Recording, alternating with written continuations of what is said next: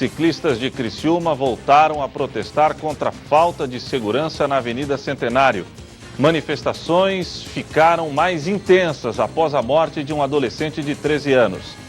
Casa do Empreendedor amplia serviços em Criciúma. Câmara dos Deputados retomou votações do projeto de lei que modifica o Código de Trânsito Brasileiro. Governador e ministro do Meio Ambiente debatem soluções ambientais para Santa Catarina.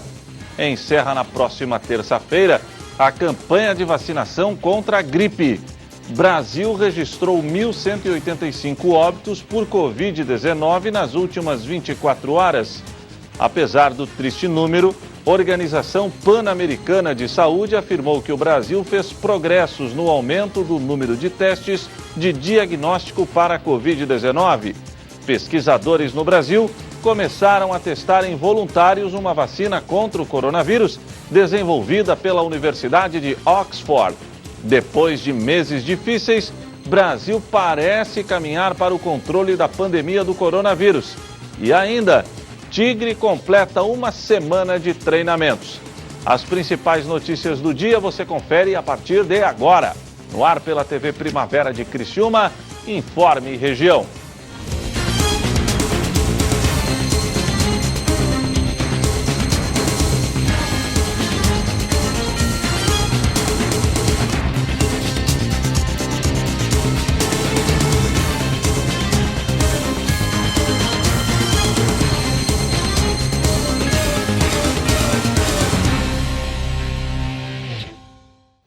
Hoje é quinta-feira, 25 de junho de 2020. A você que sintoniza a tela da TV Primavera, boa tarde.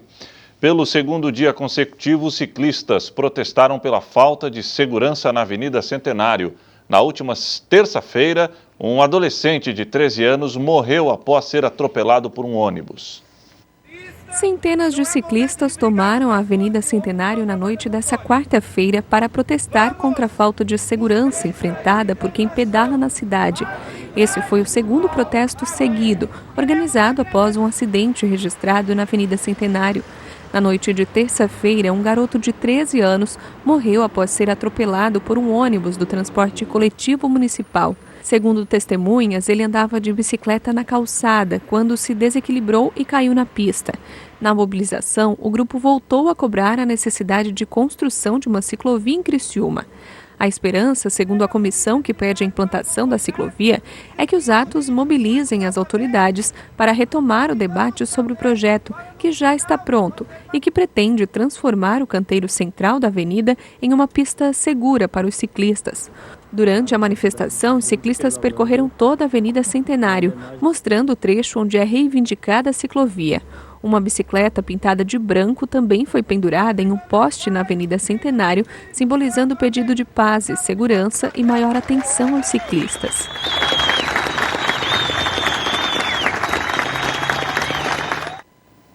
Em plena pandemia, a Casa do Empreendedor de Criciúma resolveu ampliar os seus serviços. A intenção é incentivar o empreendedorismo na cidade. Os microempreendedores individuais, os MEIs de Criciúma, vão ter acesso fácil a novos serviços por meio da Casa do Empreendedor. Um novo layout e uma ampliação dos serviços do espaço foram apresentados em uma live nesta quarta-feira. Devido à adesão ao programa Cidade Empreendedora, uma parceria com o Serviço Brasileiro de Apoio às Micro e Pequenas Empresas, o SEBRAE, será possível oferecer capacitações e treinamentos aos funcionários e mais serviços para os empreendedores de Criciúma. O SEBRAE integrando esse processo, a Cidade Empreendedora, nós estamos aqui ajudando a desburocratizar todo o processo, né? Que é uma necessidade muito grande, trazer os serviços de treinamento empresarial, palestras, todas as informações acerca de negócios que o empresário precisa, né, tirar suas dúvidas, como eu gerencio minha empresa. Então tudo isso agora na Casa do Empreendedor tem, quer dizer, num único local ele tem todas as informações que necessita para o seu processo. Os novos serviços oferecidos a partir dessa parceria já estão disponíveis na Casa do Empreendedor. Com essa pandemia criada no mundo inteiro ali, muitas pessoas ficaram desempregadas e muita gente também está procurando abrir seu próprio negócio. e muita gente, às vezes, com desemprego, não tem nem condições de procurar um contador, pagar para fazer essas aberturas dessa nova empresa. Então, um dos serviços que a gente vai apresentar é a abertura do MEI gratuitamente. Então, nós temos uma equipe totalmente capacitada aqui para lhe atender todo o empreendedor que queira abrir seu negócio. O coordenador explica que todo o processo burocrático até a abertura do negócio pode ser feita no local. Aqui vai ser feito toda a viabilidade técnica do seu negócio, a abertura do CNPJ junto à Receita Federal, a emissão do certificado do MEI, ele já vai sair com o certificado do CNPJ, a empresa aberta. Também vai ser dado todas as orientações, como emissão de nota fiscal, viabilidade de linhas de crédito, certo? Se precisar adquirir algum equipamentos para a abertura do seu negócio, a impressão das guias do carnezinho do INSS para contribuição de aposentadoria também vai ser impresso aqui, certo? Se um dia ficar doente, tem auxílio doença, tudo isso também vai ser fornecido aqui. A declaração anual, todo final de ano também é feita a declaração, também é um serviço que vai ser prestado pela Casa do Empreendedor, e até a baixa do MEI, se porventura não der certo, também vai ter toda a orientação aqui na Casa do Empreendedor. Para o diretor de Desenvolvimento Econômico, Tecnologia e Inovação, os novos serviços vão trazer mais facilidades e possibilitam um incentivo na geração de empregos. Além disso, estreitam o relacionamento entre a prefeitura e o empreendedor. Que a gente aqui está ligando para contribuintes que abriram o seu negócio e não esperando que eles liguem para a gente para resolver seus problemas. Essa proatividade, ela é muito fruto do próprio empenho e engajamento do time, da equipe aqui da Casa do Empreendedor, que tem feito todo esse trabalho para que você, contribuinte, tenha uma velocidade e uma agilidade maior na abertura do seu negócio, mas a Prefeitura do município de Criciúma quer que você seja um empreendedor melhor. O município de Criciúma quer que você se torne um empresário melhor para que seu negócio tenha mais sucesso e você tenha mais renda, você gere mais empregos e ele cresça. Por isso que a gente está buscando, junto com o SEBRAE, trazer para dentro da Casa do Empreendedor essas capacitações, treinamentos, consultorias, para que você possa se tornar um empresário melhor e ter mais sucesso com o seu negócio. E para quem quer abrir seu próprio negócio é simples, mas é preciso estar atento aos documentos necessários. Você que queira abrir o seu negócio, a documentação necessária é identidade, o CPF, título de eleitor e o carnê do IPTU. Esses 4 itens você já sai com a abertura do seu MEI aqui já pronto para trabalhar e a emissão de nota. E se tiver alguma dúvida, é só entrar em contato aqui com a Casa do Empreendedor. Nós estamos aqui à disposição de todos os contribuintes do município de Criciúma e também a todas as empresas que queiram abrir um negócio na nossa cidade, nós estamos completamente à disposição. A Câmara dos Deputados retomou ontem a votação do projeto de lei que modifica o Código de Trânsito Brasileiro. Os parlamentares analisaram os destaques ao texto principal apresentado pelo Executivo. Devido à forte obstrução dos partidos contrários à medida, as emendas que poderiam alterar a proposta ficaram para ser analisadas nesta quarta-feira. O primeiro destaque apreciado foi apresentado pelo MDB, com encaminhamento feito pelo deputado Hildo Rocha. Nós apresentamos uma emenda e essa emenda está destacada. Eu gostaria de receber o apoio, porque essa emenda ela leva o conteúdo todo da proposta, que não é apenas do CONTRAN, mas é uma proposta da Controladoria Geral da União, para evitar que haja, por parte de algumas empresas, a formação de oligopólio. Porque se você permite que as empresas que fazem apontamento também fazer o registro de automóveis que estejam com garantia fiduciária, você com certeza vai criar um monopólio, vai apenas beneficiar algumas empresas e tornar mais caro o serviço feito para consórcios e para pessoas ou empresas que vão tirar carro através de financiamento. Em seguida, foi a vez do deputado delegado Valdir, do PSL, apresentar outra sugestão de mudança ao texto principal apresentado pelo Executivo. Qual deputado federal, qual cidadão que não ouviu falar em seu estado das blitz do IPVA? O que é essa blitz do IPVA?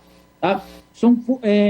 São ações de governadores de estados, inclusive do meu estado de Goiás, que rasgam a Constituição Federal.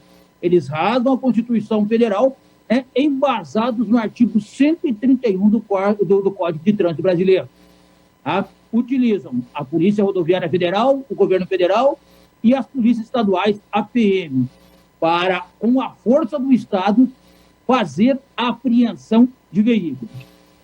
Caro presidente, senhor presidente, brasileiros e brasileiras, essa apreensão de veículos, ela é ilegal.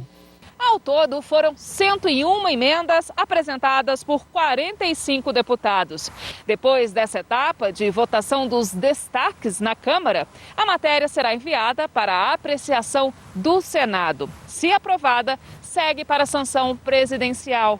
Mas vale lembrar que o Código de Trânsito brasileiro é antigo, de 1997, e qualquer uma dessas mudanças só entrarão em vigor 180 dias após a publicação. Nesta terça-feira, deputados aprovaram o texto principal do projeto que altera o Código de Trânsito brasileiro. O relator, deputado Juscelino Filho, do DEM, fez várias mudanças no texto original, encaminhado pessoalmente pelo presidente Jair Bolsonaro. Uma delas barrou a intenção do governo de aumentar de 20 para 40 pontos o limite para a suspensão da Carteira Nacional de Habilitação em caso de infrações. O texto aprovado prevê uma escala de pontuações para a suspensão da CNH, com 20 pontos e 2 ou mais infrações gravíssimas, com 30 pontos e uma infração gravíssima e com 40 pontos sem infração gravíssima nos últimos 12 meses. Juscelino Filho também alterou os prazos de validade da carteira de habilitação. A regra geral passa a ser de validade por 10 anos. Já os motoristas com mais de 50 anos de idade terão de renová-la a cada 5 anos e os maiores de 70 a cada 3 anos. O texto acaba com a necessidade de credenciamento de médicos e psicólogos que realizam exames exigidos pelo Detran, mas eles terão de se especializar em medicina do tráfego e psicologia do trânsito. O relator manteve a obrigatoriedade de exames toxicológicos, que o governo queria eliminar. Juscelino Filho ainda buscou regulamentar o tráfego de motocicletas nos corredores das vias, quando o trânsito estiver parado ou lento. A idade mínima para transporte de crianças na garupa de motos e ciclomotores foi ampliada para 10 anos. Já nos carros, o uso das cadeirinhas fica obrigatório para crianças de até 10 anos de idade ou que ainda não tenham atingido 1,45 m de altura. A seguir, governador e ministro do Meio Ambiente debatem soluções ambientais para Santa Catarina.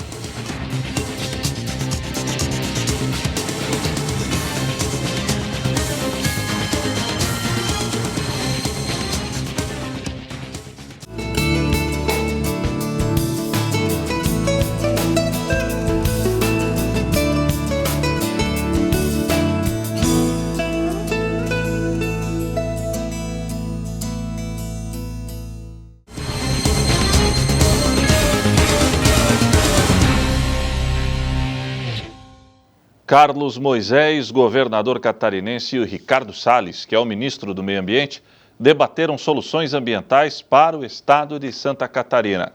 Confira na reportagem de Débora Correia.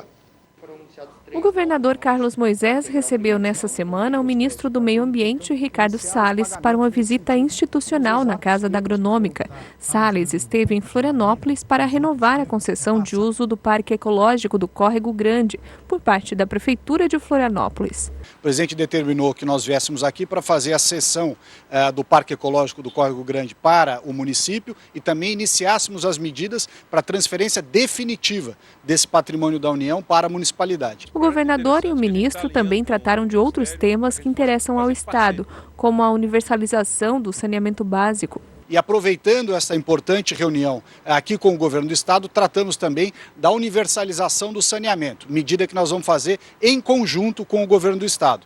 Parceria do governo do estado com o Ministério do Meio Ambiente, sempre por ordem do presidente Bolsonaro. Isso, nós encaminhamos muitas soluções para Santa Catarina, sugestões importantes do ministro Ricardo Salles, para que a gente possa fazer em parceria com o governo federal grandes projetos para o nosso estado, na questão do meio ambiente, na questão também das concessões, o novo marco regulatório agora de saneamento, enfim, muitos projetos interessantes que a gente está alinhando com o Ministério para que a gente possa fazer parcerias com o governo federal. Também, obviamente, que a vinda do ministro aqui se deu pelo fato do presidente da República ter determinado, num gesto muito importante para Santa Catarina, nosso presidente determinou a concessão do Parque Ecológico ali do Córrego Grande aqui na capital para a gestão do município. Isso é um ato importante porque nós entendemos que quem está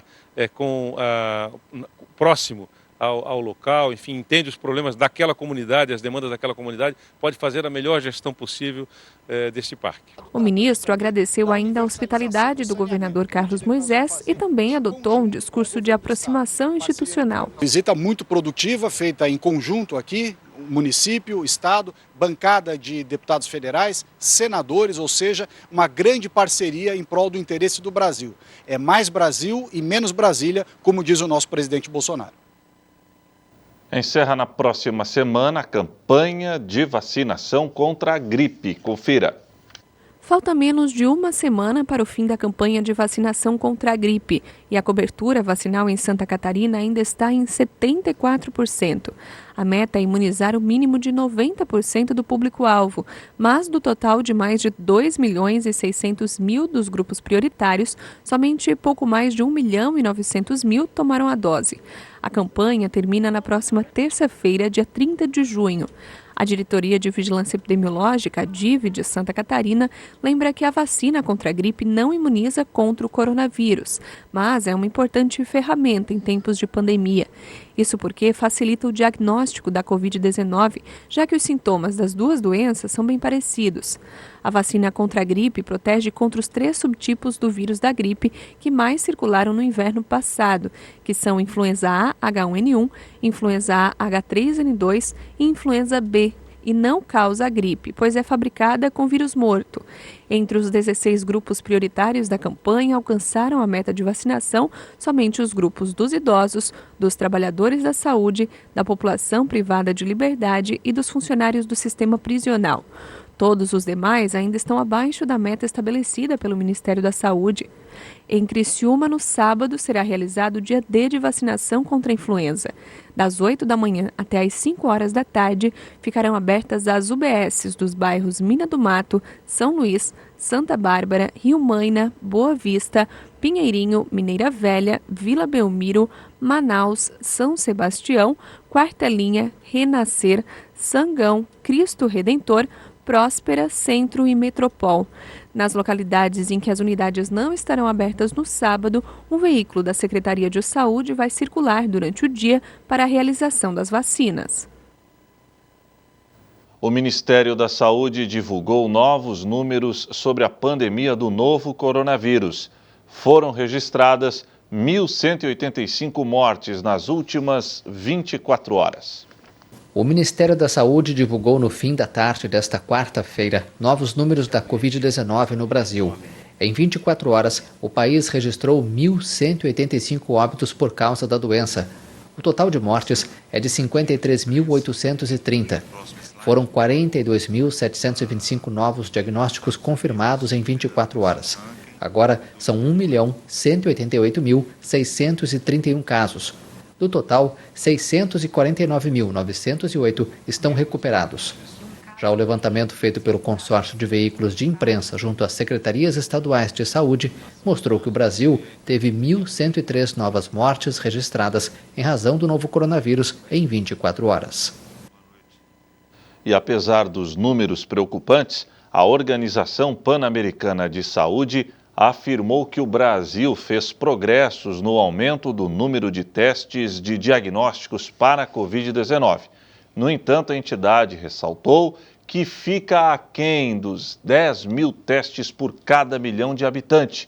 Por isso, é necessário aumentar o número de pessoas testadas. A Organização Pan-Americana de Saúde, a OPAS, pediu nesta quarta-feira ao Brasil que aumente o número de testes para detectar a Covid-19, algo que considera fundamental para responder à pandemia. O Brasil fez progressos no aumento do número de testes de diagnóstico para a Covid-19, mas ainda fica aquém dos 10 mil testes por cada milhão de habitantes. Portanto, é necessário que aumentem.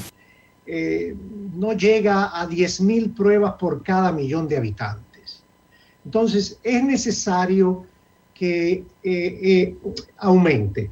Segundo Marcos Espinal, diretor da OPAS, os estados de São Paulo e Rio de Janeiro são os que realizam o maior número de testes, mas, devido ao alto número de habitantes, estão bem abaixo do recomendado para determinar o escopo da circulação do vírus. O Brasil é o segundo país no mundo mais afetado pela Covid-19. Pesquisadores no Brasil começaram a testar em voluntários uma vacina contra o coronavírus desenvolvida pela Universidade de Oxford, no Reino Unido. A iniciativa tem a participação da Universidade Federal de São Paulo. Uma vacina contra o novo coronavírus está sendo testada em voluntários brasileiros. Desenvolvida pela Universidade de Oxford em conjunto com o grupo farmacêutico britânico AstraZeneca, é uma das mais promissoras pesquisas em todo o mundo.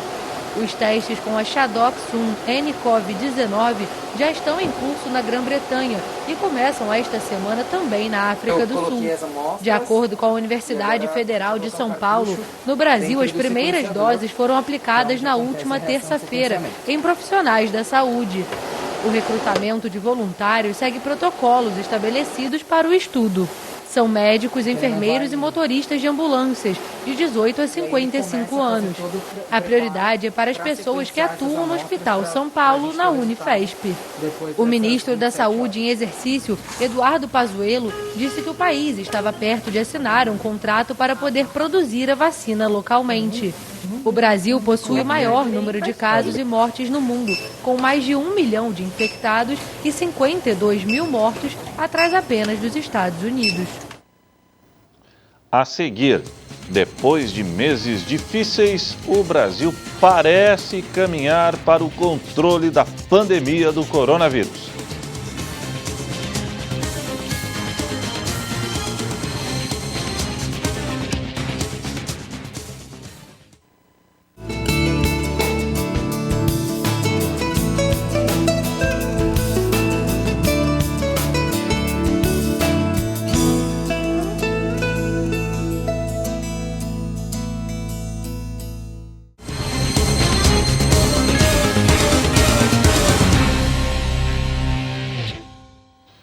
E depois de meses difíceis, o Brasil parece caminhar para o controle da pandemia do coronavírus. A afirmação foi feita pela Organização Mundial da Saúde e também se baseia na queda dos números de internações e da taxa de contágio da doença. Mas especialistas afirmam que é preciso conter a euforia e manter os cuidados para evitar uma nova onda de contaminação pelo vírus. Lojas abertas e um grande movimento nas ruas. A vida parece estar voltando ao normal na maior cidade do país. Mas nem todo mundo se sente seguro. O senhor acha que o pior momento já passou? Olha, eu acho que sim, viu? Eu acho que o pessoal está sossegado agora. Sim, com certeza. Com certeza já passou. Passar não passou, mas a gente segue as leis e as normas. Ainda é cedo para comemorar? Sim, com certeza. O senhor particularmente não está mais preocupado? Não, não estou preocupado. Não estou preocupado, nem um pouco. Pouco menos. Mas mesmo assim a gente tem que se prevenir, né? Mas está mais confiante agora? Estou mais confiante. Eu acredito que a gente está no meio desse pior momento, porque agora como abriu as coisas, o movimento vai aumentar, é claro que a contaminação vai aumentar, né? O pessoal não está conscientizado ainda de seguir regras, para mim não está não. Os números são otimistas. A Prefeitura anunciou que as internações nas UTIs reduziram bastante na última semana na cidade de São Paulo. No início de maio, a média de solicitações para internações de pacientes era de 85 por dia. Um mês depois, o balanço aponta uma redução para 34 pedidos diários. Estamos entrando na terceira semana já com essa redução, o que é bastante significativo. Isso reflete um pouco a redução da velocidade do número de novos casos de Covid na cidade, que se reflete exatamente nessas solicitações de internação. E isso se dá também em função do trabalho, do monitoramento que a gente faz de todas as pessoas que estão com sintomas. Essa é uma pandemia que é algo novo, né?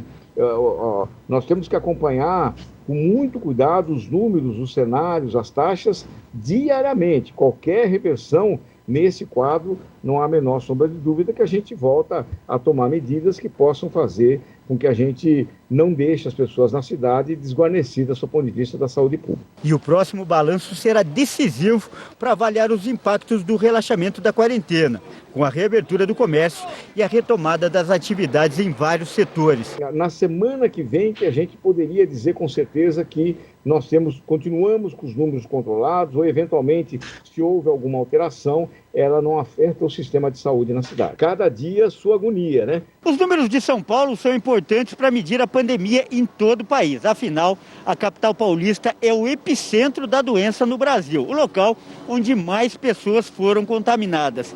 E a diminuição dos casos pode ser um sinal de que a Covid-19 começa a ser controlada por aqui. A própria Organização Mundial da Saúde reconhece essa melhora. O diretor executivo da OMS, Michael Ryan, afirmou que a pandemia ainda é muito severa no Brasil, mas que o país caminha para estabilizar os casos. Outro dado que reforça essa tendência é que a taxa de contágio por coronavírus caiu pela terceira vez seguida no país. O número indica para quantas pessoas um infectado pode passar a doença. No final de abril, a taxa era de 2,8. No início de junho, diminuiu para 1,08 e agora está em 1,05.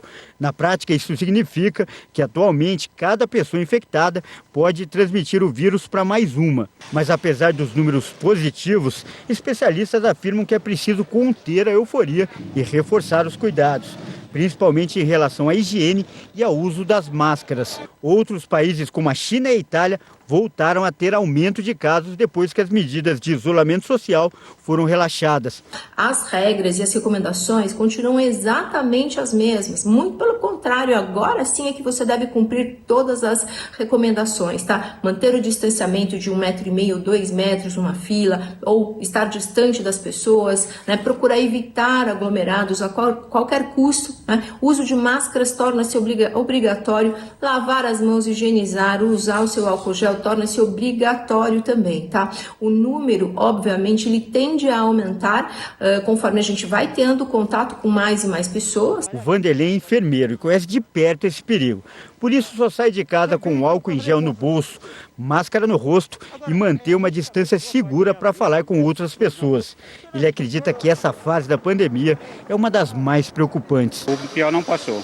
Agora nós estamos vivendo uma fase ainda mais perigosa que no começo. Mais gente contaminada, muito mais possibilidade de contágio.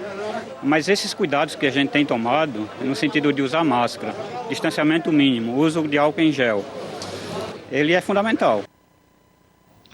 O Criciúma retomou os treinamentos. Visando fazer bonito na fase de quartas de final do campeonato estadual, o Carvoeiro, além da técnica e dos reforços, pretende aprimorar a forma física. São quase 4 meses sem um jogo oficial. Para ser mais exato, são 100 dias sem a bola rolar.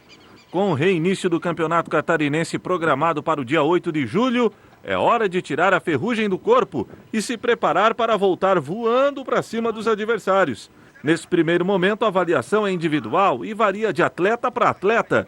Uma semana após a retomada dos treinos, o preparador físico do clube, o professor William Hauptmann, garante que em pouco tempo todo mundo vai estar em forma. Olha, dentro daquilo que eu já esperava, né? Quando você trabalha com um grupo de pessoas, cada um responde de uma maneira.